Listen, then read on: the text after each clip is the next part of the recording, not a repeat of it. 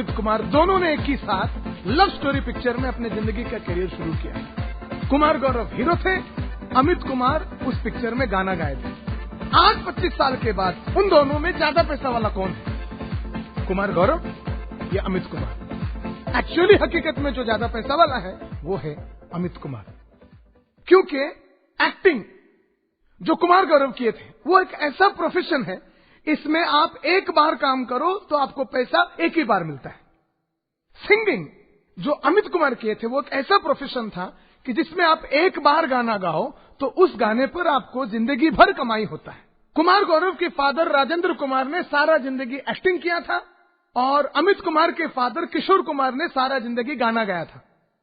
आज राजेंद्र कुमार के काम पर या कुमार गौरव के काम पर उन दोनों को किसी भी किस्म का पैसा नहीं मिल रहा है, मगर अमित कुमार और किशोर कुमार के सारे गाने के ऊपर उन दोनों को आज तक पैसा मिलता आ रहा है। आज किशोर कुमार जीवित ना रहे तो उनका भी गानों का पैसा अमित कुमार को मिलता आ रहा है। देयरफॉर इन दोनों में हकीकत में जो ज्यादा पैसा वाला है, इन दोनों में जिसके पास फाइनेंशियल इंडिपेंडेंस है, इन दोनों में जिसको आज बिल्कुल काम करने का जरूरत नहीं है फिर भी कंटिन्यूअसली पैसा आ रहा है, वो है अमित कुमार। अमित कुमार को जिस किस्म का पैसा मिल रहा है ऐसे पैसे को कहते हैं रॉयल्टी इनकम। किशोर कुमार के गाया हुआ गाने पर भी अमित कुमार को जो पैसा मिल रहा है उस किस्म के पैसे को कहते हैं हेरिडेटरी इनकम। यानी एक बार काम करो और जिंदगी भर पैसा कमाओ। जिंदगी में हम लोग बहुत सारे किस्म के काम करते हैं, उसमें से हमको करियर की शुरुआत में ध्यान देना ये जरूरी है हमारा काम किस किस्म का है। कुमार गौरव की या राजेंद्र कुमार की किया हुआ काम के किस्म का है या अमित कुमार या किशोर कुमार के किया हुआ काम के किस्म का है। कुमार गौरव की या राजेंद्र कुमार के काम पर, अमिताभ बच्चन जी के काम पर एक ही बार काम और एक बार पैसा मिलता है। अमित कुमार, किशोर कुमार, इनके काम पर काम एक बार करो और पैसा जिंदगी भर कमाओ या बार बार कमाओ, मरते दम तक कमाओ, ऐसा पैसा है। आपको मैं एक सवाल पूछना चाहता हूं, अगर मौका मिले तो इन दोनों में किस किस्म की काम आप चुनना चाहेंगे? यानी हम लोग जिंदगी में ज्यादातर लोग जो करते हैं उसको अगर क्लासिफाई करें कि लोग अपना जिंदगी बनाने के लिए, अपने जिंदगी को जीने के लिए क्या करते हैं, तो मेजरली लोग दो चीज करते हैं। पहला नौकरी करते हैं, दूसरा बिजनेस करते हैं। नौकरी करते हो का मतलब है आप दूसरे किसी के लिए काम कर रहे हैं, बिजनेस करते हो का मतलब है आप खुद के लिए काम कर रहे हैं। यानी जो भी आदमी जिंदगी शुरू करता है, ग्रेजुएशन होने के बाद नौकरी पाता है, उसका जिंदगी एक नौकरी के साथ शुरू होता है। नौकरी मिलने के बाद रोज सुबह 9 बजे 10 बजे ऑफिस पहुंच गए, ऑफिस में पहुंचने के बाद वो काम करने लगे, शाम को 6, 7, 8 बजे अपने काम से घर वापस आए, शादी हो गया, बच्चे हो गए और उनका जिंदगी में प्रमोशन मिलता गया, कमाई होता रहा, घर खरीद लिए, पैसा खर्चा होने लगे, पूरा जिंदगी संभालते संभालते कब 40 साल हो गया, कब 50 साल हो गया, कब 60 साल हो गया, कुछ पता ही नहीं चला। एक बार जब नौकरी चला जाता है, जब रिटायरमेंट हो जाता है, उस वक्त के बाद पता चलता है कि मैंने पूरा जिंदगी जो काम किया उसके ऊपर अभी मुझे किसी भी किस्म का पैसा नहीं मिल रहा है। जिंदगी के फाइनेंशियल इंडिपेंडेंस का, जिंदगी में सपनों को साधन करने का, जिंदगी में आपको ख्वाब पूरा करने का, जिंदगी में अपने बच्चों को, अपनी रिटायरमेंट को, या सबको बराबर तरीके से प्रोवाइड करने के लिए नौकरी सोल्यूशन नहीं है।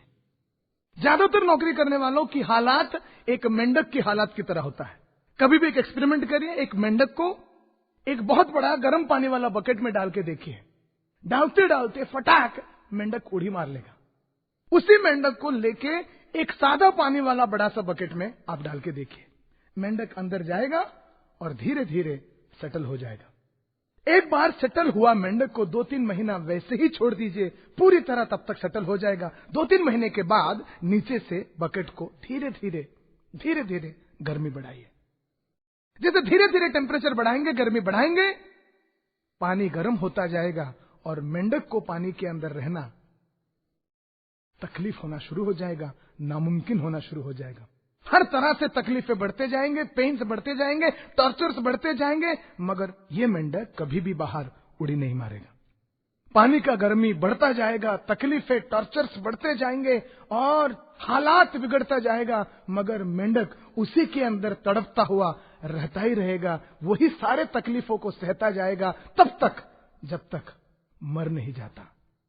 मेंढक पूरी तरह सारे दर्द को सहता रहेगा और मर भी जाएगा, मगर पानी से बाहर उड़ी नहीं मारेगा। एग्जैक्टली यही हालत होती है लोगों की जो नौकरी करते हैं। एक बार नौकरी में सेटल हो गए तो छोड़ नहीं पाते, क्योंकि नौकरी में शुरू में जो कमाई होता है वो ठीक ठाक रहता है, मगर जैसा ही उम्र बढ़ता गया, शादी हो गया, बच्चे पैदा हो गए और उनके साथ खर्चा भी बढ़ता गया, कमाई मगर जिस हिसाब से खर्चा बढ़ता है उस हिसाब से कमाई नौकरी में नहीं बढ़ता है, तकलीफें बढ़ते जाते हैं, सारे महंगाई बढ़ता जाता है, खर्चा बढ़ता जाता है, तकलीफें बढ़ते जाते हैं, मगर आदमी नौकरी नहीं छोड़ पाता है और उसी के अंदर खत्म भी हो जाता है। तो जिंदगी में नौकरी करना जिंदगी के प्रॉब्लम की सॉल्यूशन नहीं। नौकरी नहीं करे तो और क्या कर सकते हैं? दूसरा जो रास्ता लोगों को मिलता है करने के लिए वो होता है बिजनेस।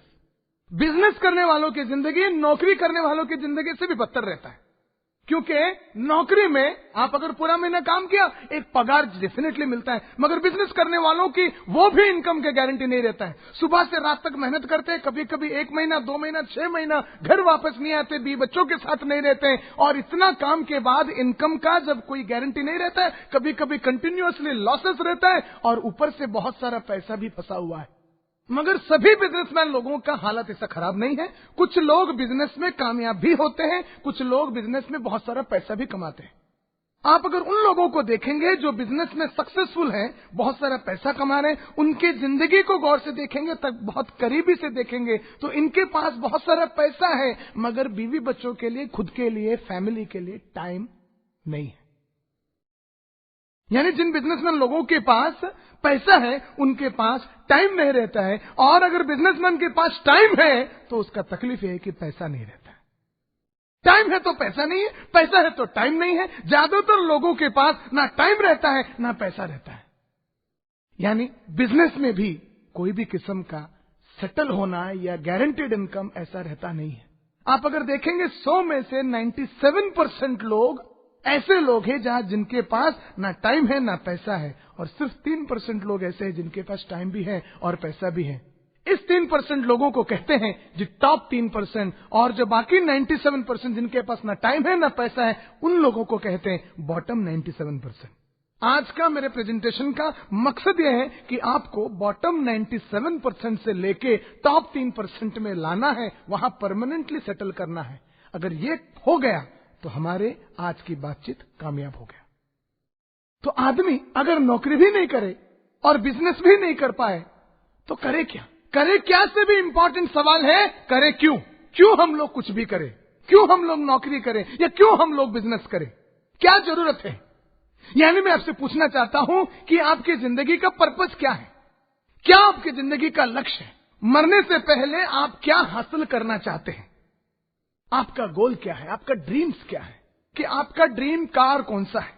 आपके पास टाइम भी हो और पैसा भी हो तो आप कौन सा कार अपनाना चाहेंगे? कौन सी जगह है, कौन से इंटरनेशनल डेस्टिनेशन है जहां पर आप फैमिली को लेके घूमने को जाना पसंद करेंगे 2-3 महीने की छुट्टी के लिए? कौन से किस्म के घर में रहना चाहते हैं? या आपका ड्रीम मंथली इनकम कितना है?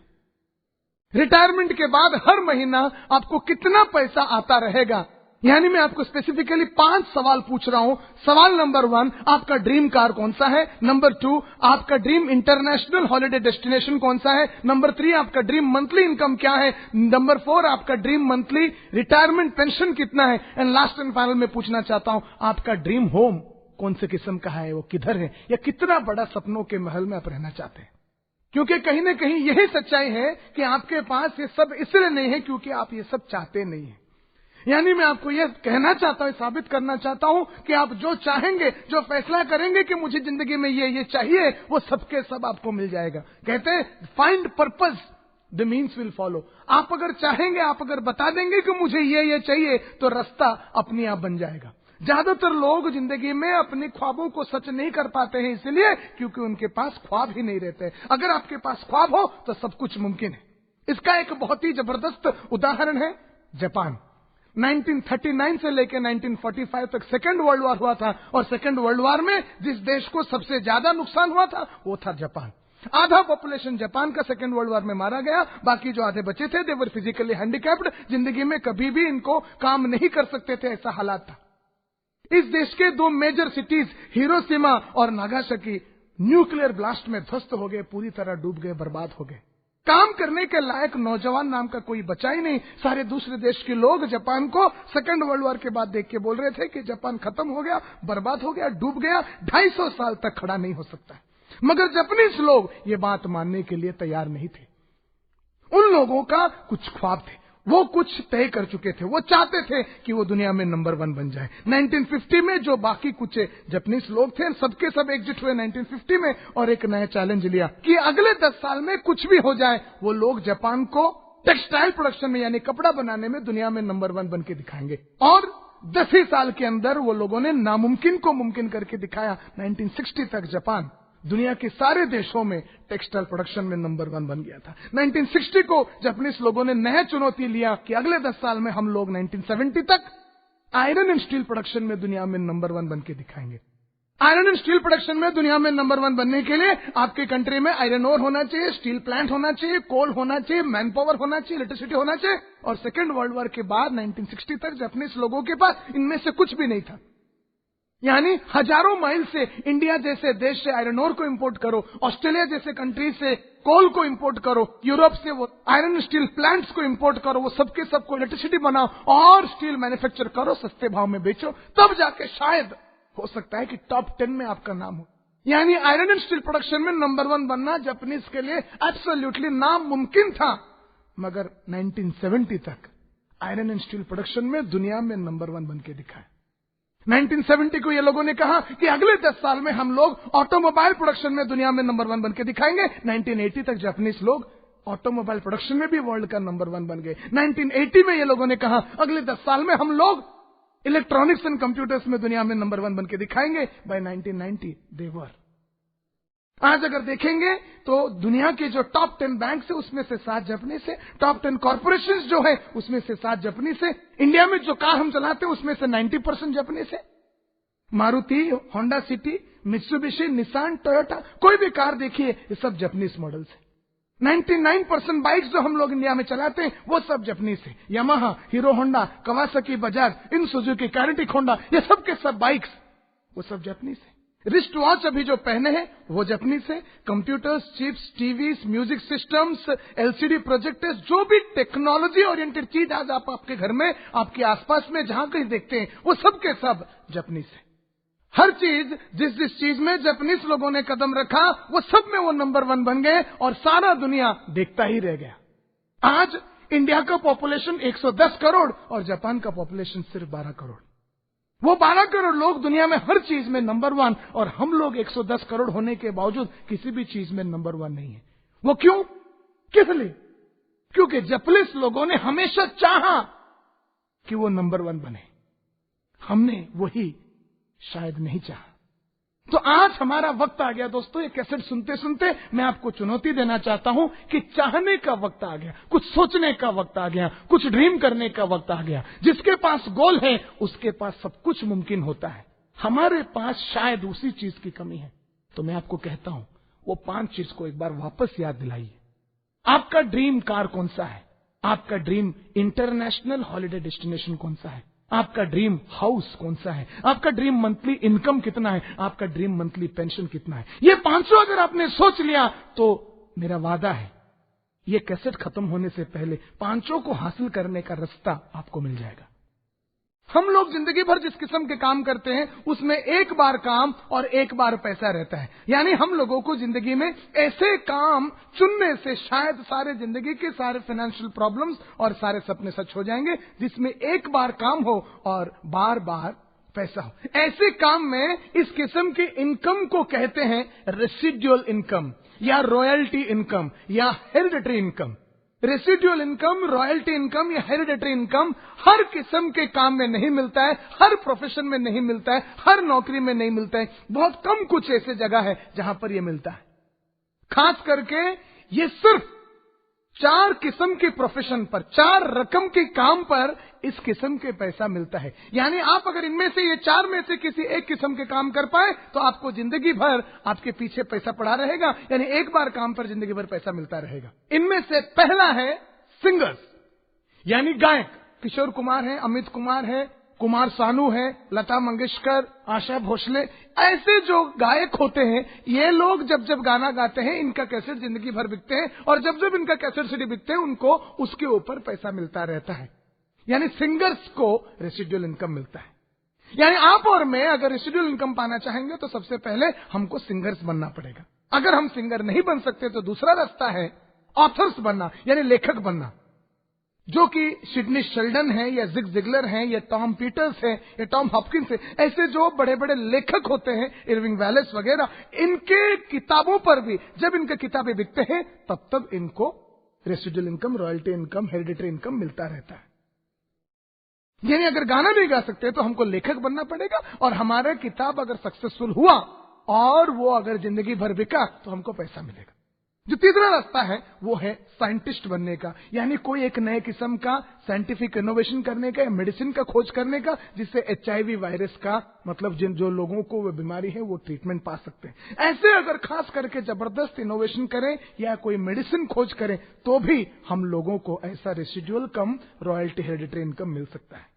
यानी जो तीन रास्ता हमारे पास है, पहला है सिंगर बनने का, दूसरा है लेखक या ऑथर बनने का, तीसरा है साइंटिस्ट बनने का। अगर ये तीनों हम लोग आज की तारीख में नहीं बन सकते हैं और हम लोगों को जिंदगी भर ये residual hereditary and royalty income चाहिए, तो चौथा रास्ता जो है उसे कहते हैं MDRT एजेंसी। MDRT एजेंसी का फुल फॉर्म है million dollar round table agency. Million dollar round table एक ऑर्गेनाइजेशन है जो यूएसए में है, और यूएसए में जितने भी इंश्योरेंस कंपनीज है, पूरे वर्ल्ड ओवर की इंश्योरेंस कंपनीज, ये सब अपने आप को MDRT के साथ रजिस्टर करते हैं। यानी इंडिया का या दुनिया का कोई भी इंश्योरेंस कंपनी का एजेंट अगर मिलियन डॉलर यानी 10 लाख डॉलर यानी 5 करोड़ रुपए का सम एश्योर्ड से ज्यादा बिजनेस करता है तो उस आदमी को MDRT एजेंट कहते हैं। तो आप जब MDRT एजेंट बनते हैं आपको बहुत सारे फायदे मिलते हैं। नंबर 1, आपको पहला साल से ही करीबन 7.5 लाख रुपए का इनकम होता है, यानी पहला महीने से ही आपको 60,000 प्लस इनकम आना शुरू हो सकता है। दूसरा, MDRT एजेंसी का खास बात ऐसा है कि आपको रिन्यूअल इनकम मिलता है, यानी हर दूसरे साल से आपको 25, 30, 35, 40 साल तक आपका किया हुआ काम पर जिंदगी भर पैसा मिलता रहेगा हर साल। तीसरा खास बात जो है ये है हेरिडिटरी इनकम। MDRT एजेंट बनते हैं तो आप अगर 5 साल के बाद ना भी रहे तो आपके काम पर आपके बीवी बच्चों को जिंदगी भर बिना काम किए पैसा घर पर मिलता रहेगा। चौथी बात यह है कि MDRT एजेंट बनते बनते आपको हर साल US जाने का मौका मिलेगा, यानी आप जो कोई इंटरनेशनल हॉलिडे डेस्टिनेशन पर बीवी बच्चों को लेके जाना चाहते हैं वहां पर लेके जा सकते हैं। पांचवा खास बात, आपको इसमें इंटरेस्ट फ्री एडवांस मिलता है, जिससे आप अपना ड्रीम कार और ड्रीम हाउस अपना सकते हैं। यानी बिना ब्याज के, बिना इंटरेस्ट के आप किसी भी ड्रीम कार को, आप मर्सिडीज चाहिए, होंडा सिटी चाहिए, मारुति चाहिए, वो खरीद सकते हैं। इंटरेस्ट देने की जरूरत नहीं है, इंस्टॉलमेंट पे कर सकते हैं। और कोई भी किस्म का घर 2 लाख, 5 लाख, 10 लाख, 20 लाख, 50 लाख, 1 करोड़, 2 करोड़, 5 करोड़, 10 करोड़, कितना भी बढ़िया मकान आपके सपनों का मकान हो, वो मकान आप बना सकते हैं और विदाउट इंटरेस्ट जिंदगी भर आप उसको इंस्टॉलमेंट पे कर सकते हैं विदाउट इंटरेस्ट। यानी आपका dream car, dream house, dream monthly income, dream pension और ड्रीम इंटरनेशनल हॉलिडे, ये पांचों चीज एक जगह पर, ये पांचों सपने एक जगह पर साकार हो रहा है, वो है LIC का MDRT एजेंसी।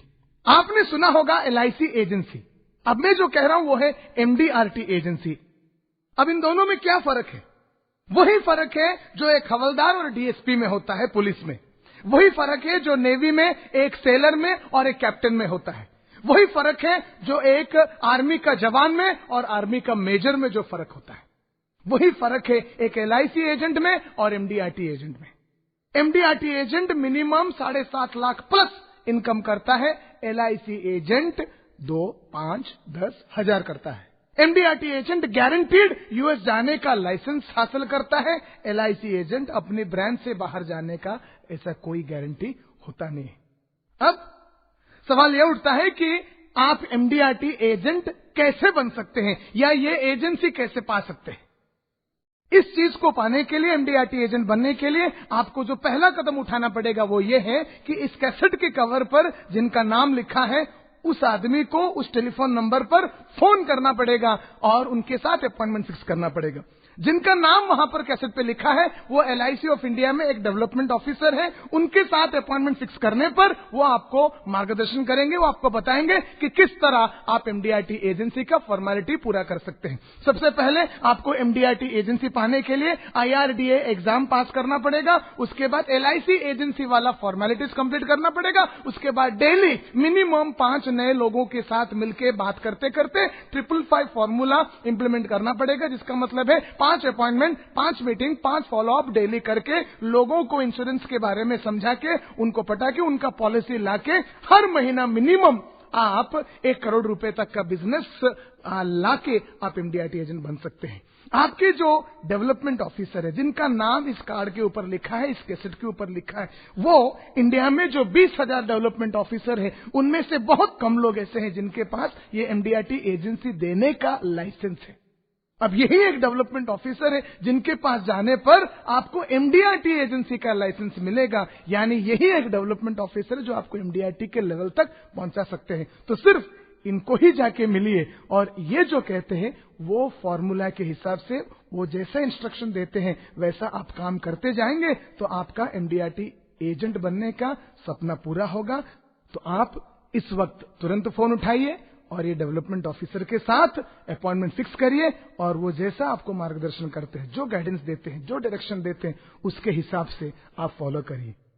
1 साल आप अगर इनकी बात सुनेंगे और ये जिस तरह इंस्ट्रक्शन देते हैं उस तरह काम करेंगे, डेडिकेटेडली काम करेंगे, तो मेरा वादा है आप डेफिनेटली MDRT एजेंट बनेंगे और आपके सारे के सारे सपने हमेशा के लिए पूरे होंगे। अब आपका काम क्या है? आपका काम है लोगों को इंश्योरेंस पॉलिसी के बारे में समझाना और LIC के पॉलिसीज के बारे में समझाना। कैसे समझाएं, किसको समझाएं? कोई भी मैरिड कपल, यानी आपके लोकेलिटी में जितने भी लोग हैं जो शादीशुदा हैं, उनके घर में जाएंगे और एक बेसिक कंसेप्ट जिसको कहते हैं the concept of ELV, concept of economic life value, इतना आप जाके लोगों को समझाइए। फॉर एग्जाम्पल, आप किसी घर में गए और समझिए उनका मंथली इनकम, उनका फैमिली का मंथली इनकम है 10,000 रुपया और इमेजिन करिए कि वो खर्चा करते हैं करीबन 8,000 रुपया, यानी बचाते हैं 2,000 रुपया। इनका सिचुएशन ऐसा है कि इनकम 10,000, खर्चा 8,000, बचाते हैं 2,000 और इनका ELV होता है, इकोनॉमिक लाइफ वैल्यू होता है कि मंथली इनकम का 120 गुना। Monthly income 10,000 into 120 is equal to 12 lakh रुपया। अब 12 लाख हो गया इस फैमिली का इकोनॉमिक लाइफ वैल्यू या फैमिली हेड का economic life value. Economic life value का हिंदी का मतलब है जीवन का आर्थिक मूल्य, क्योंकि 12 लाख रुपया ये महीने का कमा रहे हैं और ये 12 लाख रुपया अगर इनके पास है और FD में डाल देते हैं, फिक्स डिपॉजिट में डाल देते हैं, तो आज की तारीख में करीबन 10% इंटरेस्ट मिलता है, ब्याज मिलता है। तो 12 लाख का 10% होता है 1,20,000 सालाना, यानी महीने का 10,000। यानी ये कमा रहे हैं महीने का 10,000 और 12 लाख कमाता है महीने का 10,000, यानी इनका आर्थिक मूल्य हो गया जीवन का 12 लाख रुपया। 12 लाख को कहते हैं इकोनॉमिक लाइफ वैल्यू। अब ये जब थे तब महीने का 10,000 कमा रहे थे, ये जब नहीं रहे 12 लाख है तो 12 लाख भी महीने का 10,000 कमा रहा है, यानी इनका वैल्यू हो गया, इनका इकोनॉमिक लाइफ वैल्यू, इनकी जिंदगी का आर्थिक मूल्य हो गया 12 लाख। ये भी 10,000 महीने का ला रहे हैं और 12 लाख भी महीने का 10,000 ला रहे हैं, यानी इनका महीने का जिंदगी का लाइफ वैल्यू है 12 लाख रुपया। यानी इनके पास जाना है और 12 लाख रुपया का इंतजाम करने के बारे में समझाना है। अब ये फैमिली 12 लाख रुपए का इंतजाम कैसे कर सकती है? इनके पास 5 ऑप्शन है। पहला ऑप्शन 12 लाख रुपए का कैश का इंतजाम करें, जिसके लिए अभी के अभी इंतजाम उनको करना पड़ेगा करीबन 12 लाख रुपए का। दूसरा ऑप्शन 12 लाख रुपए का वो प्रॉपर्टी खरीद सकते हैं, जिसके लिए अभी के अभी उनको इंतजाम करना पड़ेगा करीबन 13-14 लाख, क्योंकि रजिस्ट्रेशन स्टैंप ड्यूटी मिला के 12 लाख का प्रॉपर्टी का खर्चा 13-14 लाख हो ही जाता है। तीसरा ऑप्शन 12 लाख रुपए का वो गोल्ड ज्वेलरी खरीद सकते हैं, यानी सोना खरीद सकते हैं, उसके लिए अभी के अभी उनको इंतजाम करना पड़ेगा 12 लाख रुपया। चौथा ऑप्शन 12 लाख रुपए का वो शेयर्स, म्यूचुअल फंड्स वगैरह खरीद सकते हैं, जिसके लिए अभी के अभी उनको इंतजाम करना पड़ेगा करीबन 12 लाख रुपए का। पांचवा ऑप्शन 12 लाख रुपए का वो एक LIC का पॉलिसी ले सकते हैं, जिनके लिए उनको सालाना इंतजाम करना पड़ेगा, सालाना खर्चा आएगा 24,000 रुपया। यानी LIC पॉलिसी लेते हैं तो 12 लाख रुपए का पॉलिसी उनको सालाना 24,000 में मिलता है। ये 5 में से वो कौन सा करना चाहेंगे या कौन सा कर पाएंगे? Obviously LIC policy. अब आपका काम यह है कि हर फैमिली में जाना, हर परिवार को जाके इतना ही समझाना कि उनका इकोनॉमिक लाइफ वैल्यू क्या है। इकोनॉमिक लाइफ वैल्यू होता है उनके मंथली कमाई का 120 गुना। वो जो भी फिगर आता है उस फिगर का 2% होता है इंश्योरेंस का प्रीमियम। वो अगर दूसरा कुछ इंतजाम करते हैं तो उनको पूरे की पूरा 12 लाख रुपए का इंतजाम करना पड़ेगा। LIC का पॉलिसी लेते हैं तो सिर्फ 2% से उनका जिंदगी का इंतजाम हो जाता है, इकोनॉमिक लाइफ वैल्यू का इंतजाम हो जाता है।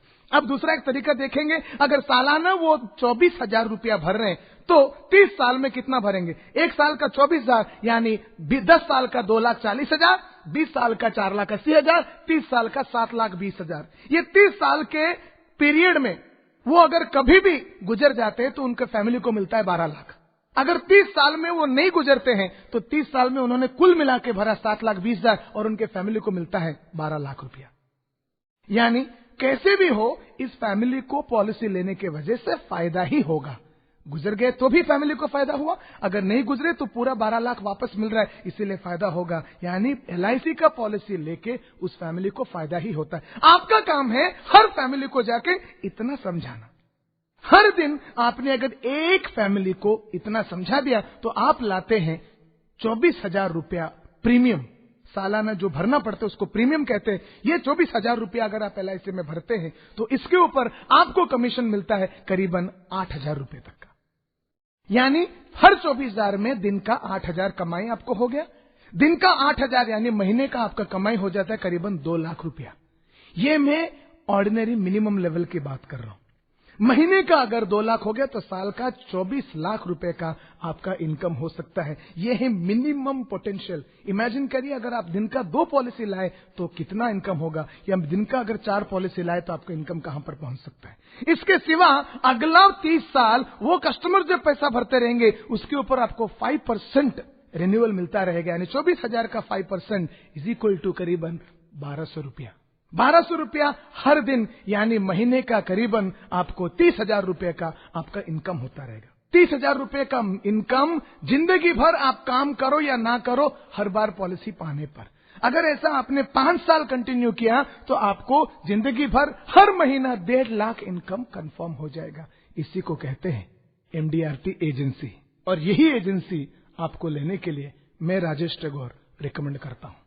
तो आपको अभी जो काम करना है, जो कदम उठाना है, वो ये है कि तुरंत इमीडिएटली उस कैसेट पर जिनका नंबर है उनको फोन करिए और उनको कहिए कि MDRT एजेंट आपको बनना है और वो जो इंस्ट्रक्शन देते हैं उसको फॉलो करिए।